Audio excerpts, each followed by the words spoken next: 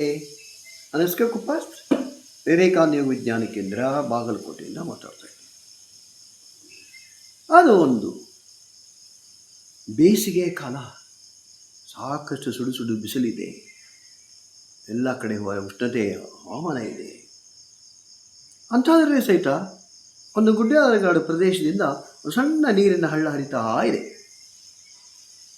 ಆ ಹನಿ ಹನಿ ಕೂಡಿ ಗುಡ್ಡದೊಳಗೆ ಏನು ಊಟಿ ಕಿತ್ತಿರ್ತಾವಲ್ಲ, ಅದರಿಂದ ಬರ್ತಕ್ಕಂಥ ಎಲ್ಲ ಹನಿ ಹನಿ ಕೂಡಿ ಅದೊಂದು ಹಳ್ಳ ಹರಿತಾ ಇದೆ ಚೆಂದಾಗಿ. ಅದರಲ್ಲಿರ್ತಕ್ಕಂಥ ಒಂದು ಹಾನಿ, ನೀರಿನ ಹಾನಿ ವಿಚಾರ ಮಾಡುತ್ತೆ.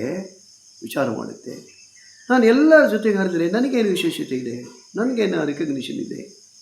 ನಾನು ಪ್ರತ್ಯೇಕವಾಗಿ ಹರಿದ್ರೆ ನನಗೊಂದು ರಿಕಗ್ನಿಷನ್ ಇದೆ, ವಿಶೇಷತೆ ಇದೆ. ಸೊ ತಿಳ್ಕೊಂಡದು ಏನು ಮಾಡುತ್ತೆ, ಅದು ಆ ಪ್ರಮುಖ ಏನೊಂದು ನೀರಿನ ಹಳ್ಳ ಹರಿತಾ ಇರುತ್ತೆ, ಅದರಿಂದ ಹೊರಗೆ ಬರುತ್ತೆ. ಹೊರಗೆ ಬಂದು ಇನ್ನೇನು ಕೆಳಗಡೆ ಬೀಳಬೇಕು ಅನ್ನೋದ್ರೊಳಗನೆ ಒಂದು ಬಂಡೆಗಲ್ಲಿನ ಮೇಲೆ ಬೀಳುತ್ತೆ. ಬೀಳೋಕ್ಕಿಂತ ಮೊದಲೇ ಆ ಉಷ್ಣತೆಯ ಕಾರಣಕ್ಕೆ ಆವಿಯಾಗಿ ಹೋಗ್ಬಿಡುತ್ತೆ, ನನ್ನ ಅಸ್ತಿತ್ವವನ್ನೇ ಕಳ್ಕೊಂಡು ಬಿಡುತ್ತೆ.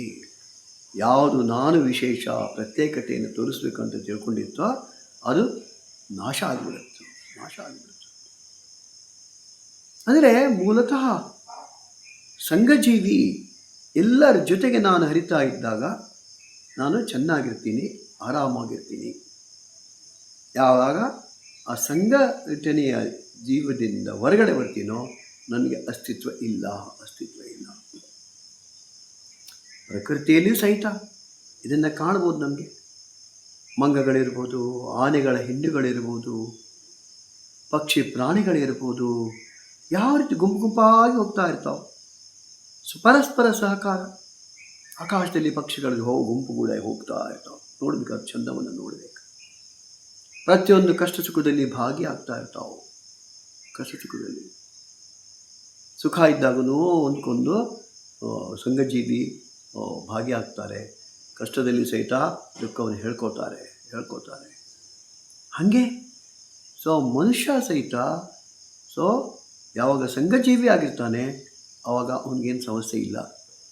ಯಾವಾಗ ಸಂಘಜೀವಿತ್ವದಿಂದ ಹೊರಗಡೆ ಬರ್ತಾನೋ ಆವಾಗ ಸಮಸ್ಯೆಗಳ ನಿರ್ಮಾಣ ಆಗುತ್ತೆ.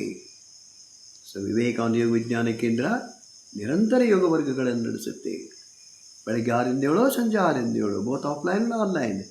ಬನ್ನಿ, ನಮ್ಮ ಯೋಗ ವರ್ಗಗಳಲ್ಲಿ ಭಾಗವಹಿಸಿ.